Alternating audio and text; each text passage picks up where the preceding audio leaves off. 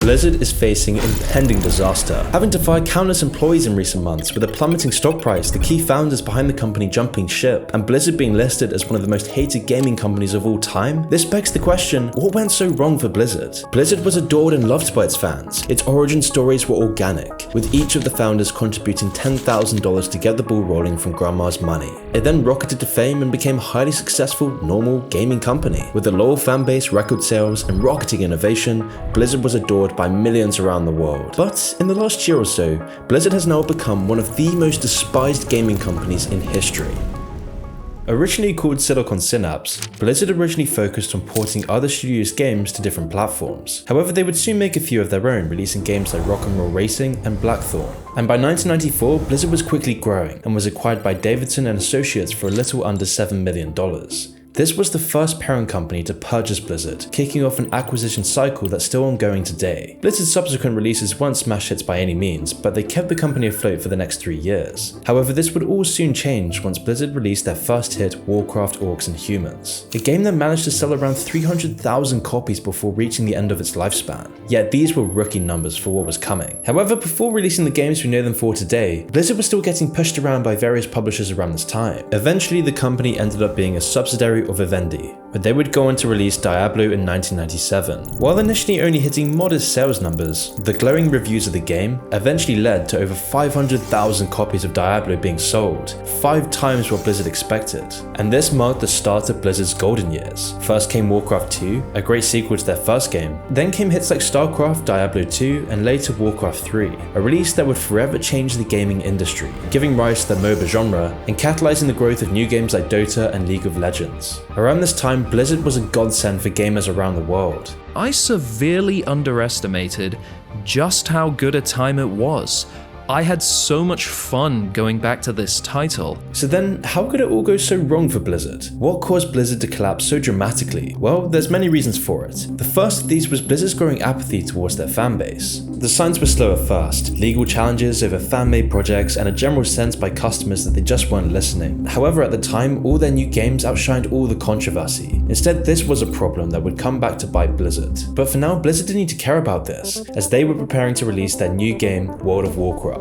When World of Warcraft finally released in 2004, it blew everyone's expectations out of the water. Both critics and fans loved the gameplay loop, atmosphere, and sheer scale of exploration that was available. It's taken this long for the genre's breakthrough hit to finally emerge, but World of Warcraft is indeed that game. This is just an incredible accomplishment and an incredibly fun game above all else. World of War would gain over 12 million subscribers at its peak and became the most played PC game for 2 years running. And so unsurprisingly, World of Warcraft would end up making Blizzard billions. The game was such a massive phenomena that it allowed the company to spawn their own convention, BlizzCon. And while on the surface BlizzCon seemed to be a great advertising event for their products, BlizzCon was also where they would later broadcast some of their biggest blunders. Behind the scenes of all of this, Blizzard was making some worrying moves in China. Back then, no one in the public really cared about China, and so because of China's huge market, Blizzard secured a deal with the CCP to release World of War, the condition being that it had to be published by a Chinese studio. And as they gained more and more fans in China, they had more and more incentive to keep the Chinese government happy. Through these actions, this would spell disaster for the company in the future, and would become yet another reason for Blizzard's decline. But China wasn't Blizzard's only partner. Blizzard would also merge with Activision in 2008, and while Blizzard did remain mostly independent, the influence of Activision on the management of Blizzard was noticeable. Lots of people blame this for the greedy corporate decisions that Blizzard would later be known for. But for now, Blizzard would build on their previous successes, releasing sequels and expansions for their popular StarCraft and Warcraft franchises. These were met with great praise, and it seemed like the sun would never set for Blizzard, until it did. Come 2012, and Blizzard would make the first blunder. The last Diablo game had been released way back in 2000, which meant that fans of the series had waited 12 years for the new installment in the franchise. But when Diablo 3 was finally launched, Blizzard had failed to allocate enough resources to their servers. This wouldn't have been a problem if it only affected multiplayer, but Blizzard required the game to have an active internet connection in order to function. This caused a massive outrage for Blizzard fans, leading to countless posts and videos being posted about the infamous Error 37. The servers are down, and every time I try to log in, all I get error 37, error 37. I keep trying to log in, and I get error 37. Nonetheless, this single rain cloud on the horizon wasn't enough to phase Blizzard. It would take a lot more than a botch release to bring the giant down. After a set of successful expansions for World of Warcraft, the game was at its peak. But when their 4th expansion released, the player base actually began to drop, a trend that will continue throughout World of War's lifespan. On Metacritic, critical reviews were positive with a score of 82 out of 100. However, the fans were underwhelmed, feeling that the magic of World of War was starting to fade away. This was the first sign that bad things were coming for the Blizzard company. This decline would become most apparent around spring 2016, when Blizzard showed their first signs of becoming the company we know today. Blizzard would go on to lose a ton of their fanbase after shutting down Nostorius, a community server that ran an old version of World of Warcraft. Many players were dissatisfied with the current trajectory of the game, so a group decided to start hosting servers for vanilla and previous World of Warcraft expansions. And Blizzard really wasn't happy about this. They weren't happy that around 800,000 people were playing World of Warcraft on a service that they didn't operate. So the company ended up filing a cease and desist notice to the Nostorius dev team, leading to their servers being permanently shut down on April 10th. By doing this caused massive outrage in their community, and unsurprisingly failed to increase any of World of Warcraft subscriptions.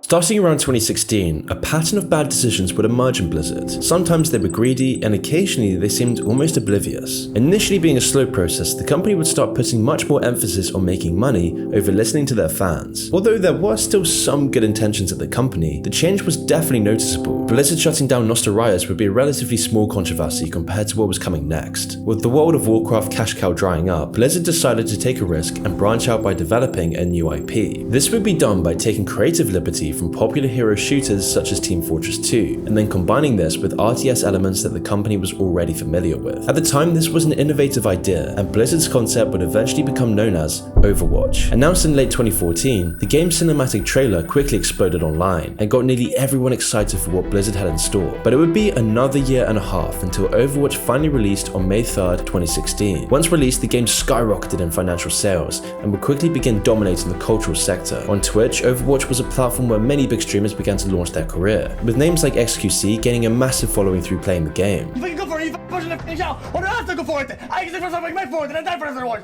It sucks, dude. Overwatch's popularity allowed the game to easily coast for the first couple of years of its lifespan, but cracks were starting to reveal themselves. Blizzard began rehashing their old holiday events instead of creating new ones like they used to. Controversial features like role queue were also being added, which limited what hero players could use while further increasing matchmaking times. Additionally, Blizzard was diverting many of the resources towards Overwatch's floundering pro scene instead of their core game. All these actions continuously caused strife in the game's community until reaching a head in spring of 2018.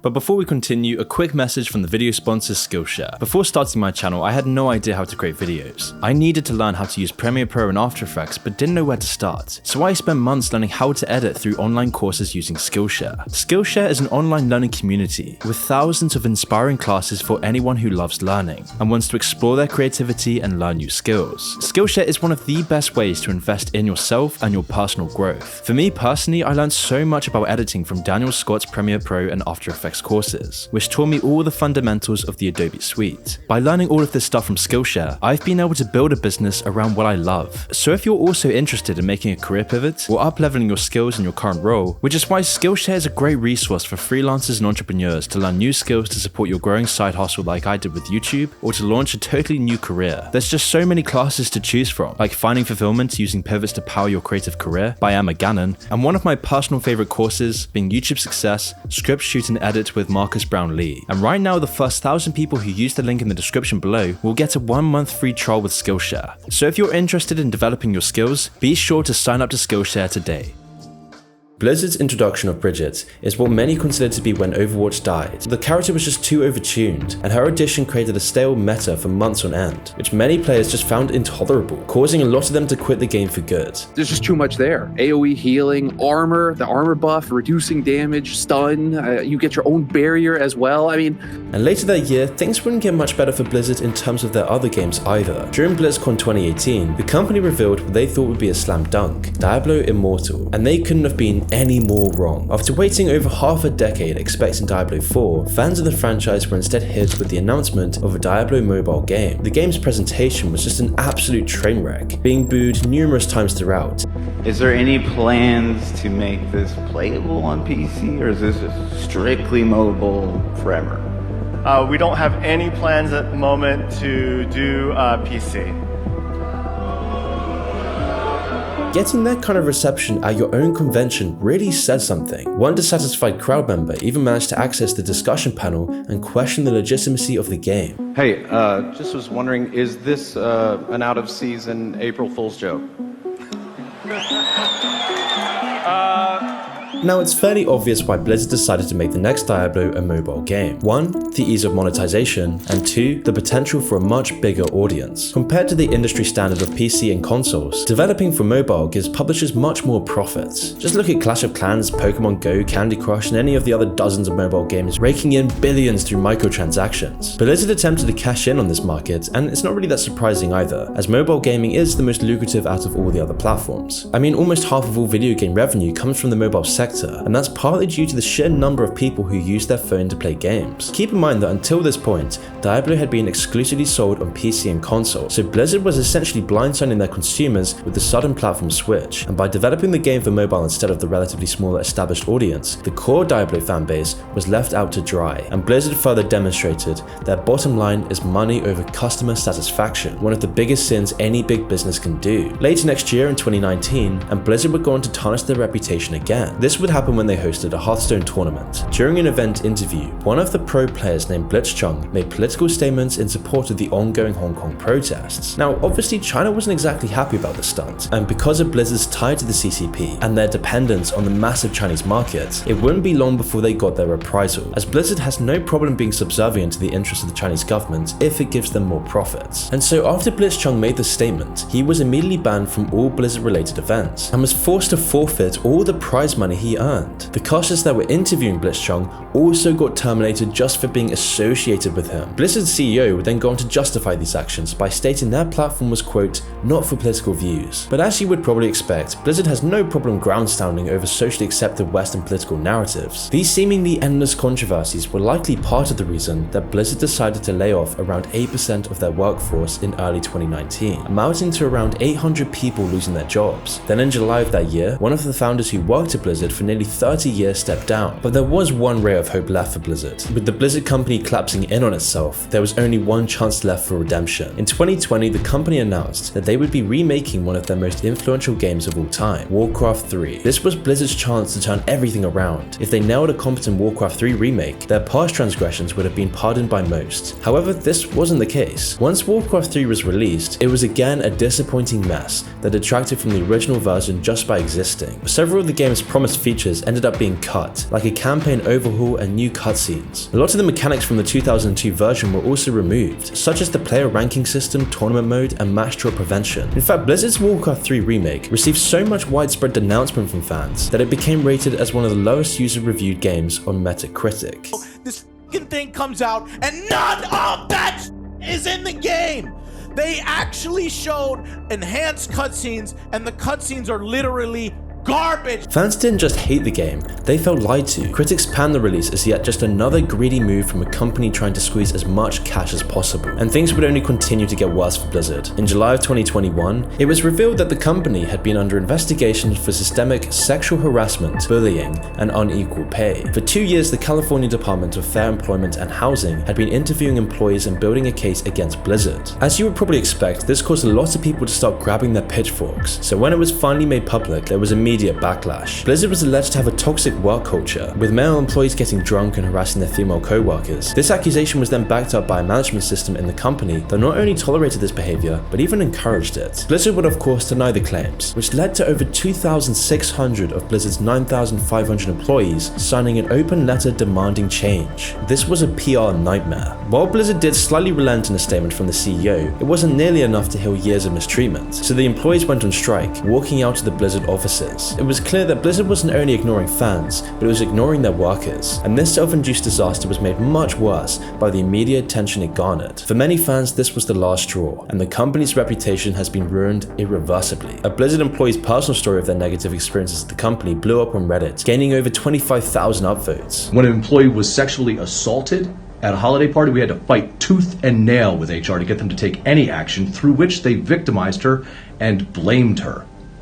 Now we've got an employee who's taken her own life, seemingly because of the treatment that she experienced at the hands of her leadership and her co-workers? This sentiment was also true for many of Blizzard's shareholders and investors, who in turn filed a lawsuit against the company. They alleged that Blizzard had broken the trust between themselves and their shareholders, and many of the investors who caused this in the first place pulled their much needed resources from the company. Another report in November further sealed Blizzard's fate. It showed that upper management had known about the problems for years, but chose to ignore them completely, which again caused another walkout and further damaged Blizzard's already tarnished reputation. And then the cherry on top was the investigation results, which couldn't have come at any worse time for the company. With Blizzard's continuous failures, corruption and greed, this was the final nail in their coffin. The company's decline is clearly shown in financial numbers. Their stock price would fall from $100 at the start of 2021 to just $57 following the harassment allegations. This was also unsurprisingly around the time that Blizzard started to make some leadership changes. They even attempted hiring some outside names, but some of their choices seemed a little odd. For example, they hired Francis Townsend to oversee the company's compliance with government conventions. And oddly enough, Townsend, a Bush administration security advisor, has been widely criticized for her waterboarding advocacy. For a company trying to improve their image, this was quite a strange choice. And while new faces come onto the scene, old ones would leave. Jeff Kaplan, the heavily involved lead designer of Overwatch 1 and 2, chose to leave after 19 years at Blizzard. It was a bad sign that one of the most influential figures in the company was choosing to leave so abruptly. With Blizzard's stock plummeting and the company in collapse, they finally made the decision to sell the company to Microsoft. The deal hasn't been completed yet, and so who knows what happens next.